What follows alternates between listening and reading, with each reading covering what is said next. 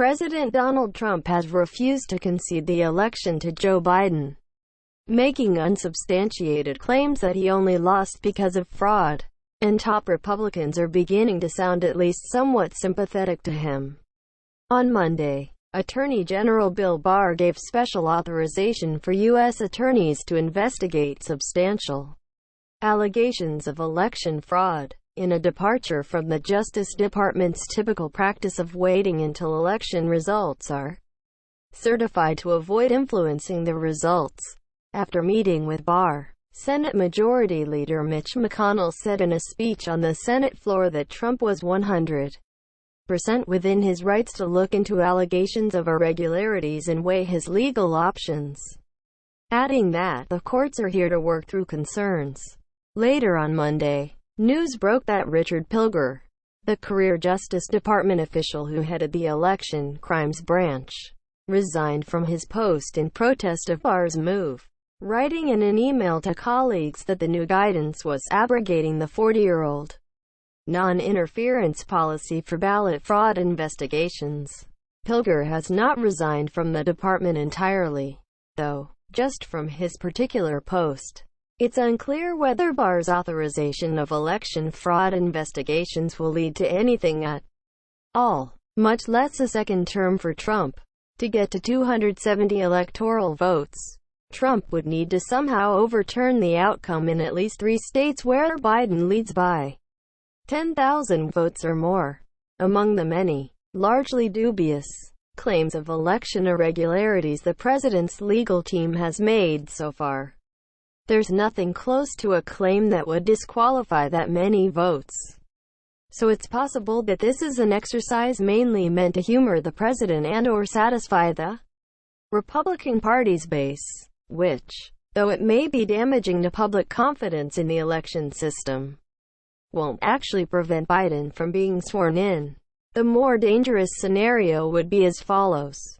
First, Trump's team or Justice Department officials lay out exaggerated or misleading claims of fraud to cast a cloud over the outcome in key states. Second, partisan Republican-appointed judges or GOP state legislators respond to these claims by blocking the certification of those key states for Biden. To be clear, it seems unlikely that this would happen. Biden's leads are probably too big in too many states. But it's clearly what Trump wants to happen. And with December 8 as the deadline for states to certify election results, the president has 4 weeks to try to pull it off. Bill Barr's memo explained. After a relatively quiet few weeks leading up to the election, Barr barged back into the political fray with a sudden change to the Justice Department's practices on investigating potential election fraud. Barr laid out the change in a memo to U.S. attorneys on Monday. You can read the full text of it at this link. The practical change is that U.S. attorneys now have blanket permission to investigate voting in vote tabulation irregularities on their own. Before this, the general guidance was that federal prosecutors should consult with the department's elections crimes branch and wait to take overt investigative steps until the election results are certified, as a way to avoid influencing the outcome. There are some important caveats, though. Barr wrote that any investigation of claims of irregularities that, if true, would clearly not impact the outcome of a federal election in an individual state should be delayed until after certification. He also wrote that specious, speculative, fanciful or far-fetched claims should not be a basis for initiating federal inquiries, adding that nothing here should be taken as any indication that the department has concluded that voting irregularities have impacted the outcome of any election. Despite these qualifications, Pilger, the head of the department's election crimes branch, was sufficiently disturbed by Barr's memo to step down from his post soon after Barr sent it.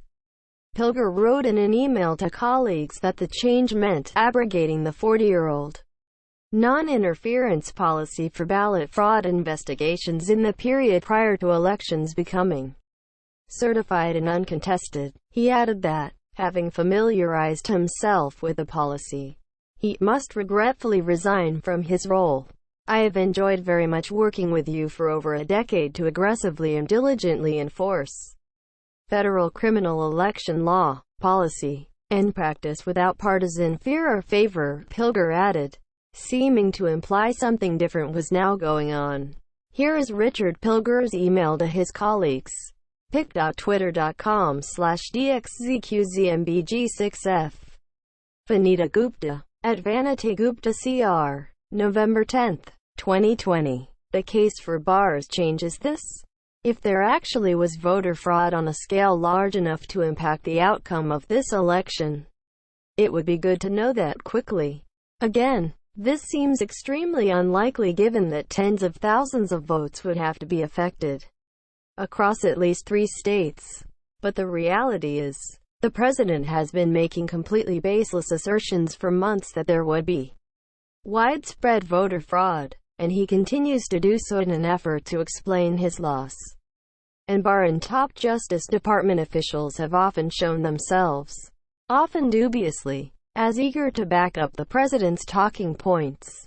Barr himself has opined that fraud in mail voting is widespread, and back in September, when a local office in Luzerne County, Pennsylvania, opened and discarded 9 ballots due to a contractor mistake, the U.S. attorney for that district inserted himself into the matter, making unusual, partially erroneous public statements about his ongoing investigation.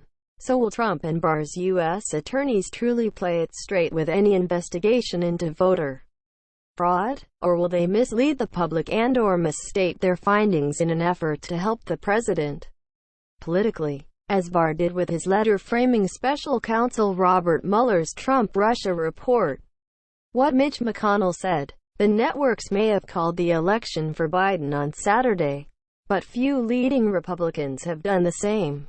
Just a handful of GOP senators, Mitt Romney, RUT, Lisa Murkowski, RAK, Susan Collins, Army, and Ben Sass, RNA, issued statements congratulating Biden, and even they tended to stress that Trump has the right to pursue legal challenges. But in a Senate floor speech Monday, McConnell laid out his own take on the election results, and he's not ready to congratulate Biden just yet.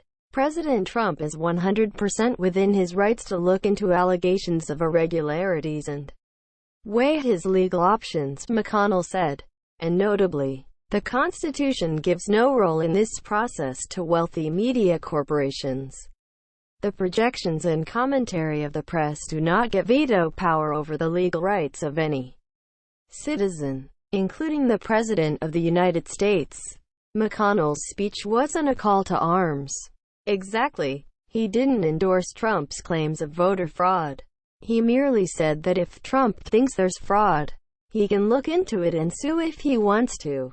The courts are here to work through concerns, McConnell said. This process will reach its resolution. Our system will resolve any recounts and litigation. But his message seemed to emphasize support of Trump's rights and criticism of Democrats. And as one of the highest-ranking Republicans in Washington, it sent a message to many other GOP members of Congress out there. You don't need to rush and declare this over just yet. McConnell also met with Barr on Capitol Hill on Monday. It is not known what they discussed. What's really going on here? So how should we think about all this? One explanation that's been put forth is that Republicans are trying to humor the president while understanding he's headed for the exit. One anonymous senior Republican official told the Washington Post's Ashley Parker just that, claiming, "No one seriously thinks the results will change. What's the downside of humoring him for this little bit of time? He went golfing this weekend. He's tweeting about filing some lawsuits. Those lawsuits will fail. Then he'll tweet some more about how the election was stolen. Then he'll leave. https://t.co/cz8naftion pic.twitter.com/4kfutdc2. Ashley Parker. At Ashley R. Parker. November 10, 2020. Of course, the downside would be that Republican voters lose confidence in the election system. A Politico Morning Consult poll has already found that 70% of Republicans say they don't believe the 2020 election was free and fair. A second explanation is that this is about playing to the base.